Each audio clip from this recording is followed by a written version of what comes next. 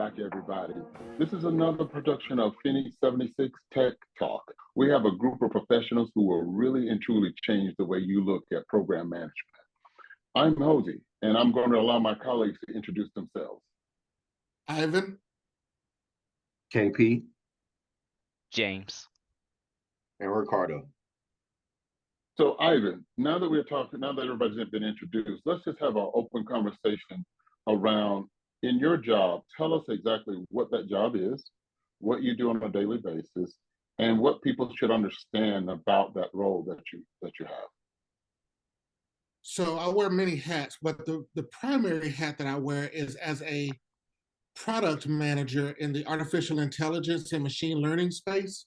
And what we do is we take what we know about a customer and what they're doing in that moment and provide in the moment insights through adaptive modeling.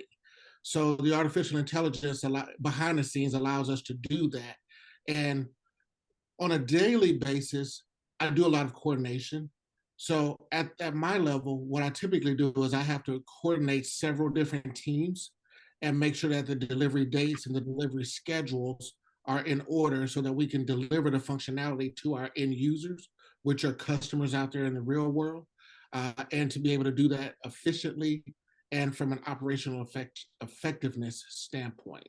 So in a nutshell, I take what I know about you and what you're doing and deliver you insights in the moment so that you can make the right decisions, in real time.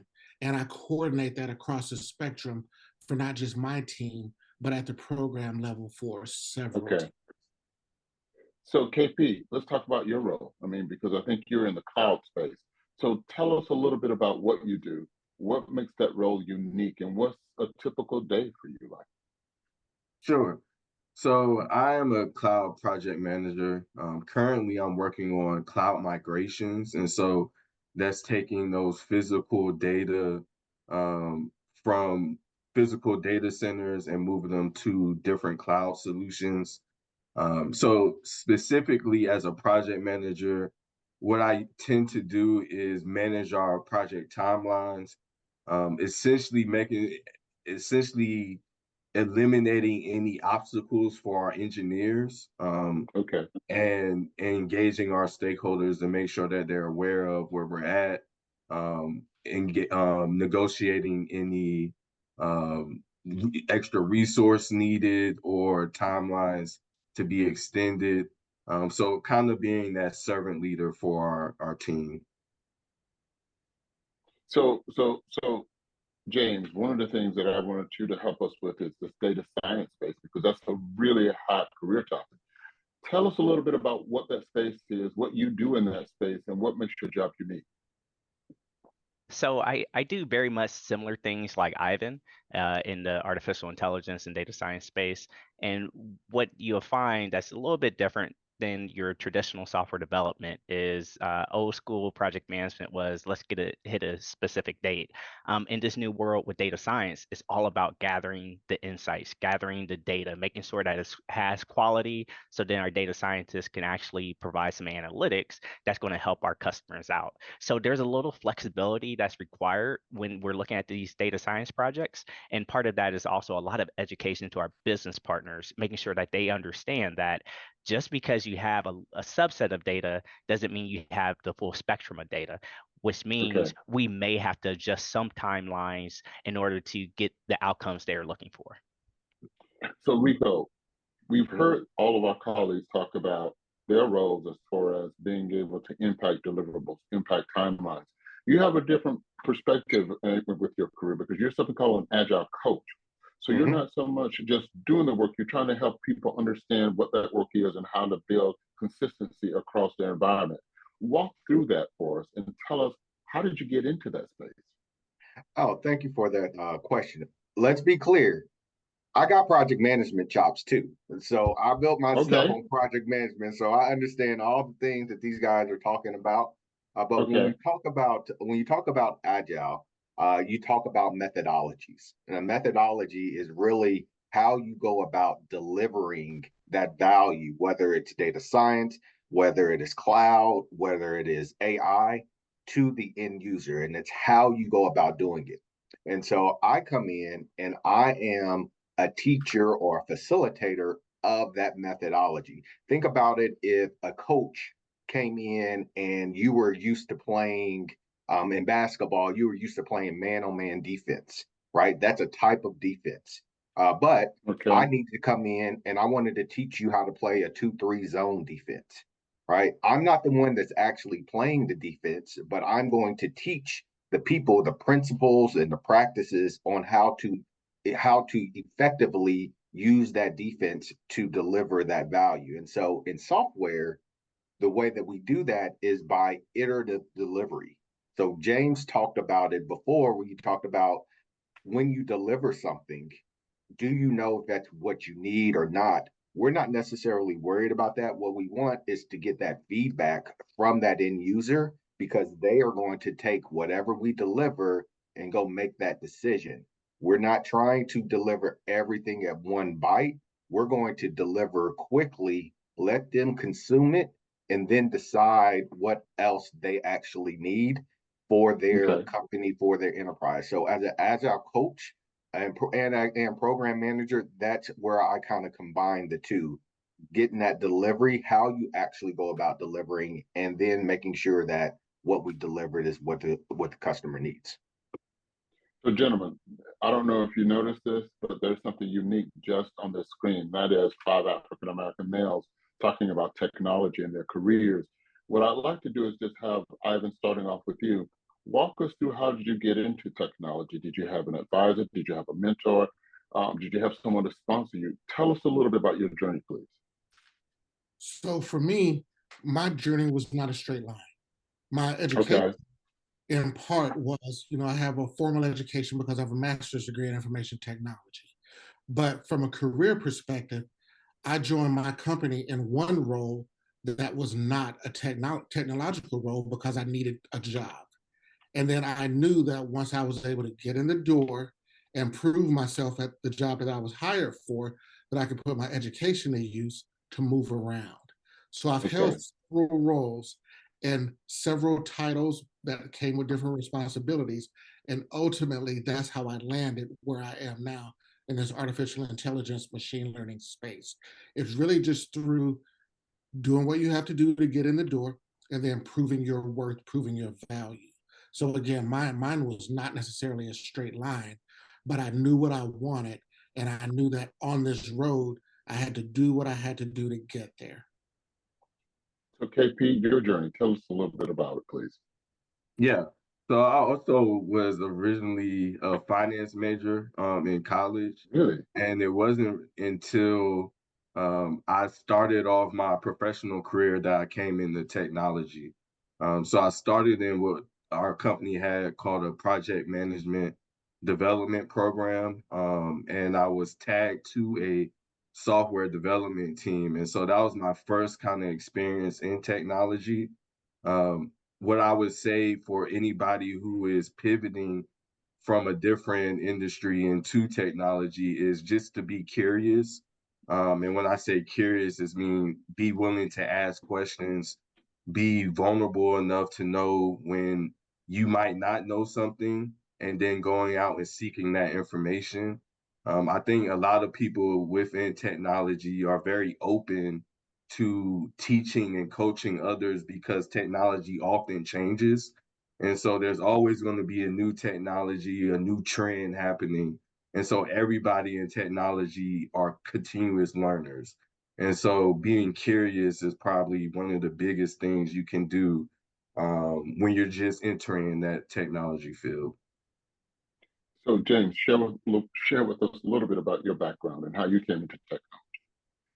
Sure. So I love video games. I always wanted Really? to program video games, but I realized I did not have the math chops to program video games. But I can program, right? So I graduated school with a degree in computer information technology, and throughout my working career, I saw a project manager come in and help save basically our small startup that I worked at, and I was like, I want to go that route. So I started focusing all of my efforts there. Got a master's in project management, received my PMP, and then shortly learned about this Agile thing. And so became a Scrum Master and Agile coach, and very much like Rico, right? So now I have the traditional project management chops, I have the Agile chops. And what I found is I'm able to work with basically anybody, right? I've done infrastructure projects because you learn how to work with people, and develop those skill sets, and to basically build those relationships to make sure that you have what you need to deliver the end result for whatever project you're doing. So Rico, as you shared with me, you're not just an agile coach, you're a PMP man, you're a versatile professional. That journey for you, what was that like for you to reach that milestone of having those skill sets? Did you have a Yeah. mentor? Did you have a sponsor? Oh, great question. Very similar to these brothers on the panel. I have a degree in information systems, so business information systems. I actually have my MBA also. But like James, I started out as a developer, worked my way up through project management, figured out that development was cool, but I didn't think I really wanted to be there that my entire time. And so saw an avenue for project management. And as methodologies and thoughts changed, transitioned over to Scrum Master, program management, and then Agile coach from there. And basically, what I did is I was, one night and I was in my dorm room and I was like, what degree is going to make me the most money right out of the bat? Okay. And Okay. I saw and I was like, information systems. Oh, let's do information systems. I like the movie Hackers. Back when it was growing, I don't know if you guys remember that with Angelina Jolie and a couple other guys. And I was like, hey, I like computers. I like technology, and I think this is something that I can be good at. And so, like James said, I have the chops. You're not going to talk over me from a technology standpoint, but there is some value in making sure that everybody's on the same page, right? That everybody understands where we're going and how we think we're going to get there and the constraints that we have. And that's what program managers and project managers and coaches and stuff are supposed to do. And when you're good at it, right, things run smoothly. When you're not good at it, right, then you have a bunch of fires that you got to put out all the time that robs you of the value that you can be delivering. So I think this is an important part, as an important job that we have, and a lot of people try to poo-poo people who aren't actually coders or people who do the stuff. You get a lot of that. Well, why are you here? Well, we're here because we're making sure that you're going in the right direction. That we're doing all that little stuff that you guys don't want to do that still needs to be done in order for the project or for the initiative to be successful. And so that's how I kind of got here, and I'm kind of happy that I am. So, Ivan, I just heard him talk about something where people can poo-poo your presence or even attempt to speak over you. Can you talk about some of the personal challenges that you face at work, whether it's professionally, whether it's socially, or as an African American male being in a space where there aren't a lot of people who look like you? Walk us through some of those challenges and how you face them. Great question. So knowing your stuff is important.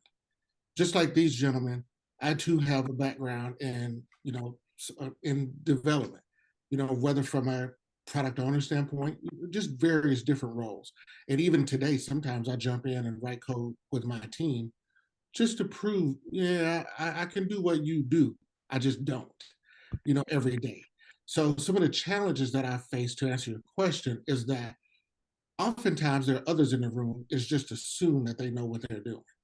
Where someone like me or these gentlemen in a room, we're in a constant state of proving that we know what we're doing. And the minute you do that, you start to gain and garner respect. And even though nobody has to respect you, as long as you can remain professional and you're confident in who you are and what you know and what you bring to the table, any challenges that you face really are minuscule in comparison to the main thing that you're trying to do or where you're trying to go. So, KP, I want to pick up on something that Ivan just shared. And he said, you got to know your stuff. You have to be very crystal clear about who you are and the way you are. If there was one thing you wish someone would have told you when you started your journey in this space, what would that one thing be that you wish they had told you about? I think the power of relationships. Okay.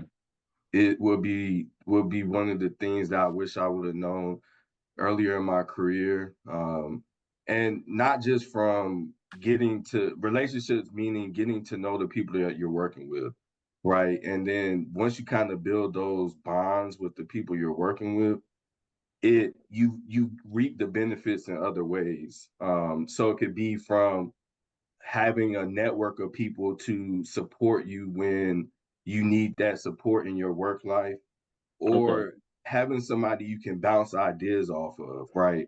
If you are curious about a new technology trend and you know somebody in this industry, reaching out to them and saying, "Hey, what do you think about this that's going on right now? How can we use it on our current project?"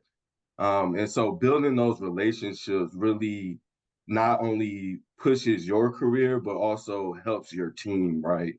And being able to use those different resources that you've met from the different people to help kind of build a great project team and accomplish that goal that everybody is working towards. So, James, can you talk to us about some of the technologies that you use? Because you shared with us that you were a developer, then you became part of the PMP, or you were a developer, then you joined the Agile team. You also did PMP. Now you have a much broader role. So, what are some of those technologies that you use every day in your role? Awesome. So I'm going to age myself a little bit. I was a VB.NET C# guy back in the day, maybe even a little QBasic. But nowadays, I don't necessarily put my hands on the keyboard, so I'm not out there writing Python. We do have platforms that we have within our analytics ecosystem. And so what I do now is understand the basics that we have there, making sure that we're able to get new users on there. As far as the traditional type of tools I would utilize, I would use Jira from a agile perspective, tracking our work. I've had to use Microsoft Project, which is fine if you need some of that extra clarity, if you're trying to link up and look at timelines and see where critical paths and some of those kind of technical PM things are. Okay. But what I found is that the less I go into the deep technical side, the more questions and curious I get to be when I work with the team, and then that gives me an opportunity to build a relationship with them, letting them know that I need your help and support, just as I give them help and support. So, Rico, you get the last question of the day. And I want to revisit that conversation you had around people speaking over you or not recognizing your presence as a professional, as a human being, or even as a man of color. Let's talk about DEI for a quick second. Mhm. Diversity, equity, and inclusion, making sure that voices are always heard, that you have representation in the room to speak to opportunities and career paths. What role do you see DEI playing in the technology space, and how can people utilize the DEI opportunities to help advance their careers? Great question. Great question. Definitely believe that the efforts, the initiatives behind DEI are good, right? I believe that the purpose is to make sure that everybody gets an opportunity that wants an opportunity, right? And once you get that opportunity, that you are being judged based off of a clear set of objectives or metrics so that everybody can understand how you're being judged, what's being looked at, things of that nature. When we are so within the technology field, we just had our book report on this. You do have to actually be careful, though, that you're not leaning too heavily on technology to try to solve the problems of interpersonal type of conflicts, Okay, right? You can have okay. that garbage in, garbage out type of thing where you're relying too heavily on the technology and not really on the results that you're trying to achieve. So I think that DEI plays a role with respect to making sure that you are looking in places that you normally don't look for candidates that can bring value Okay, to the okay. organization, and then making sure that they feel welcomed and supported in your organization so that you can grow. Wow, what a great panel. Everyone, I hope you have enjoyed today's panel and today's presentation. Join us next time on Phoenix 76 Tech Talk. See you soon.